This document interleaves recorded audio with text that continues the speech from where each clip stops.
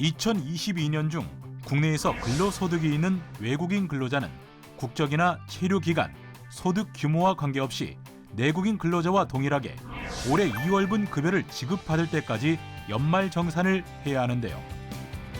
2022년 귀속 외국인 근로자 연말정산 안내 지금 시작합니다.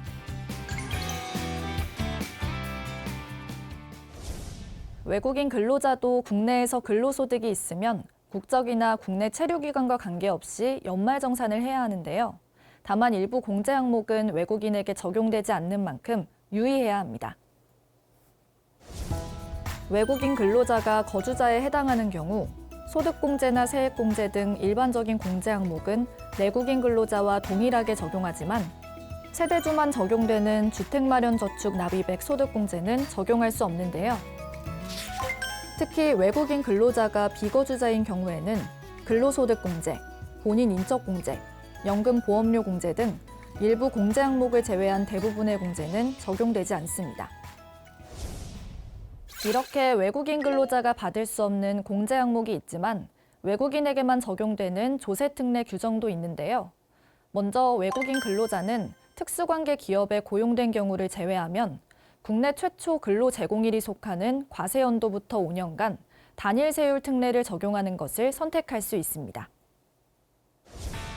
다만 단일 세율 선택 시 비과세, 공제, 감면, 세액공제에 관한 규정은 적용할 수 없습니다. 또 엔지니어링 기술 계약을 통해 기술을 제공하거나 연구원 관련 요건을 충족하는 외국인 기술자는 5년간 발생한 근로소득에 대해 소득세의 50%를 감면받을 수 있고 우리나라가 체결한 조세조약상 교사 면제 조항이 있는 국가의 원어민 교사가 면제 요건을 충족하는 경우 일정 기간 강의, 연구 관련 소득세를 면제받을 수 있습니다. 다만 원어민 교사 면제 조항은 조세 조약을 체결한 국가마다 다르기 때문에 본인의 국적에 따라 조세 조약을 확인해야 하는데요. 조세 조약은 국세청 국세법령 정보 시스템에서 확인할 수 있습니다. 그렇다면 이 밖에도 알아두면 유용한 외국인 연말정산 문의 내용에는 어떤 것들이 있을까요? 먼저 우리나라 거주자인 외국인이 국외에서 근로를 제공하고 국외에서 지급받는 소득이 있는 경우 국외 근로소득을 국내 근로소득과 합산해 연말정산을 해야 하나요?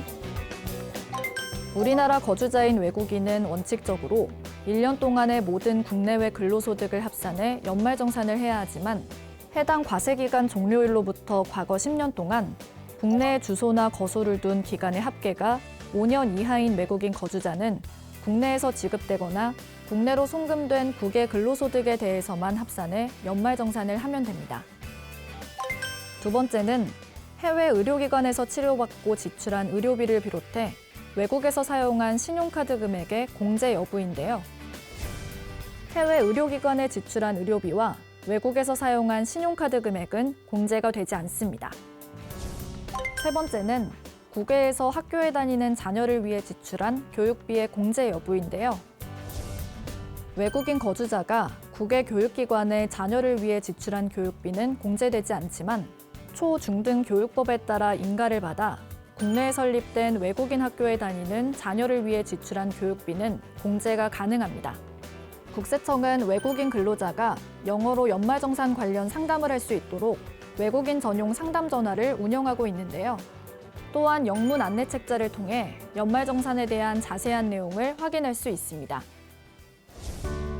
올해는 특히 연말정산 쇼폼 영상을 국세청 영문 홈페이지와 유튜브를 통해 제공해 우리말과 제도가 익숙하지 않은 외국인 근로자의 편의를 높였는데요.